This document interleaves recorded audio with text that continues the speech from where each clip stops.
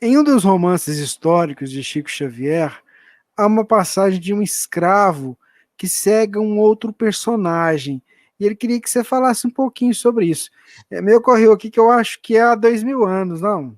O caso do Públio Lentulus no finalzinho do livro, não é ou não? Bom, se for esse ato, então a história se refere a um processo que é o seguinte: Publio Lentulus, na sua juventude, ele infelicita uma família de maneira injusta, segregando um garoto que teria, por acidente, cometido um ato não tão significativo, e ele pune o rapaz com uma escravidão nas galés, nas galeras, né? Então, o garoto é retirado do seio da família e mandado para as galeras. O pai do garoto, com ódio do que aconteceu, por ter perdido um filho para aquilo que o senador romano fez, ele planeja uma vingança. Ele rouba o filho do senador e cria o garoto, que era filho do senador, como escravo. E o senador, aqui tinha ficado na Palestina por um tempo, não vai mais embora, ele fica procurando o filho sem nunca mais achar.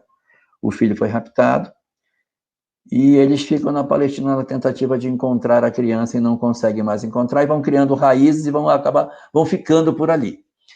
E o garoto é sequestrado pelo pai do rapaz que virou escravo de galera, e André de Georgias é o nome dele, que sequestrou o garoto. E ele cria o garoto à distância. A gente acaba até esquecendo isso, porque ele sai da cena do livro. Chega no final, quase, do livro, ocorre uma revolução, e a revolução da tomada do templo. No ano 68 ao ano 70, existe uma rebelião, que é promovida contra o Império Romano, e nessa rebelião o Império Romano vai esmagar os rebeldes. E no conflito, tem momentos em que os romanos estão por cima e tem momentos que os romanos estão por baixo. É uma guerra, eles estão lutando para tentar retirar os romanos de Israel. E num desses momentos em que os judeus estão conseguindo algum progresso dentro da luta, ocorre que o senador Publio Lentulus é levado para um local, se não me engano é a Torre Antônia, e lá dentro desse local o André de Georgias aparece para ele e diz: você lembra de mim? Não lembra de mim, né? Não lembra. Mas eu lembro do senhor. O senhor pegou o meu filho, tirou meu filho da minha casa. Aí fala tudo o que ele fez, retirando o filho dele. E aí diz: e aí, por isso, eu tirei o filho do senhor também. Fui eu que sequestrei. Mas agora, você vai ser punido pelo que o senhor me fez. Aí ele chama um escravo, ele tem um escravo. Esse escravo, na verdade, é o filho do senador. Já está adulto, já é um homem feito, com todos os traços. Porque ele foi sequestrado garotinho, criancinha. E ele, quando vê o rapaz adulto, com todos os traços romanos, e de certa maneira se enxerga de alguma forma naquele rapaz adulto, ele diz: é meu filho. E aí ele então ordena, uma cena muito forte, né? Ordena que o rapaz segue o que está sentado na cadeira lá amarrado, que é o Públio. E aí o rapaz, sem saber que aquele ali é o pai dele, ele cega o Públio Lentulus.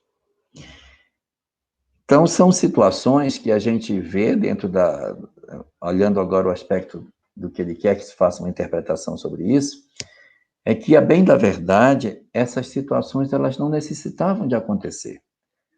Nós não temos a necessidade de que o mal se estabeleça, ou seja, o menino não veio para ser obrigatoriamente sequestrado, Públio não veio para ser cegado pelo próprio filho. Todas essas circunstâncias elas acabam se dando em função de opções que nós fazemos durante a vida física.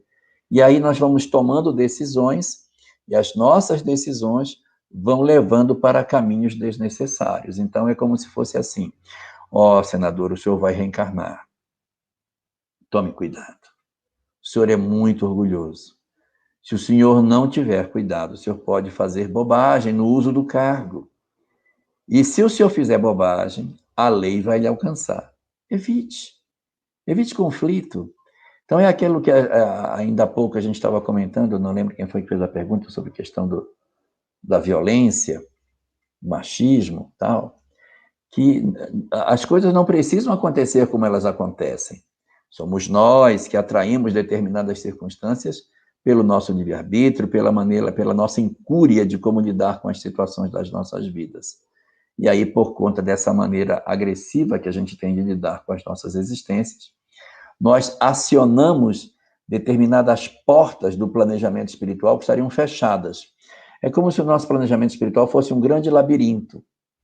E os mentores, olha, o caminho que você vai seguir é esse aqui, ó. Nós vamos ajudar você a andar por essas portas aqui. Não faz tal coisa, senão tu vai abrir essa outra porta que não é para abrir. E você pode abrir uma porta que é uma experiência indesejável, mas se você abriu, é porque, de certa maneira, você ainda se compraz no fato de ter que abrir essa porta.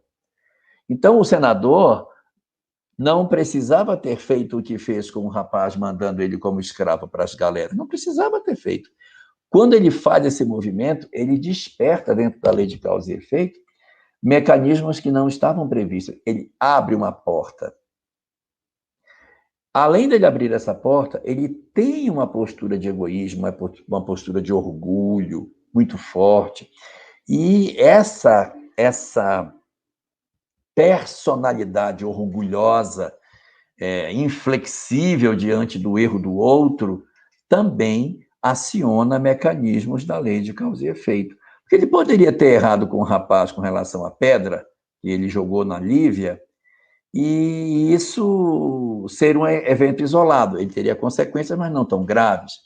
Mas quando você faz isso, e você tem uma vida inteira, às vezes eu fico olhando determinadas personalidades do nosso mundo ou do nosso país, que vão cometendo uma série de desatinos, eu digo, meu Deus do céu, ele não para. Então, a pessoa vai cometendo comete o primeiro crime, comete o segundo, aí mata, aí depois mata de novo, e é preso. Aí você diz, meu Deus, ele não vai parar.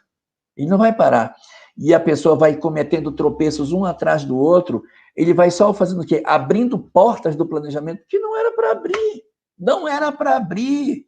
Se a pessoa andasse pelo caminho, aí você pergunta qual é o caminho para ele andar. Amar a Deus, amar ao próximo, amar a si mesmo. Esse caminho não tem errada.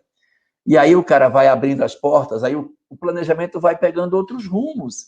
Então, na hora que ele faz o que ele fez lá na adolescência, lá no início da história do livro, com um rapaz que era um adolescente, ele sinaliza algo para a lei de causa e efeito. Aí ele mantém uma vida inteira de orgulho, ele vai ganhando diante da lei a necessidade de determinadas experiências, que terminam com o quê? Com essa situação tão dolorosa da cegueira dele pelo próprio filho. E aí, como o próprio mal está a serviço do bem, conforme diz Emmanuel, que é o próprio senador Públio Lentulus, o próprio mal está a serviço do bem.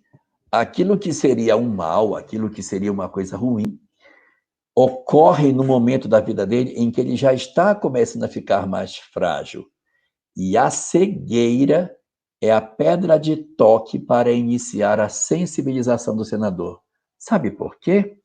Porque a partir daí, ele precisa dos outros para andar. Ele precisa que as pessoas tragam comida na boca dele, porque ele não consegue achar a comida para comer. Ele tem que ter quem cuide, quem leve, quem lave, quem traga, quem faça tudo. Ele é cego. Aí a humildade que lhe faltava chega nele. Então, esses acionamentos da lei de causa e efeito acabam promovendo a educação do espírito. E aí queria resgatar aqui um trecho de uma resposta do Livro dos Espíritos, da lei de destruição, quando os espíritos dizem a Kardec, Deus não é Deus dos homens, Deus é Deus dos espíritos. Pouco lhes importa se os homens sofrem, o que importa é que os espíritos sejam felizes. Então, nós passamos por dissabores na vida física? Sim, mas e Deus?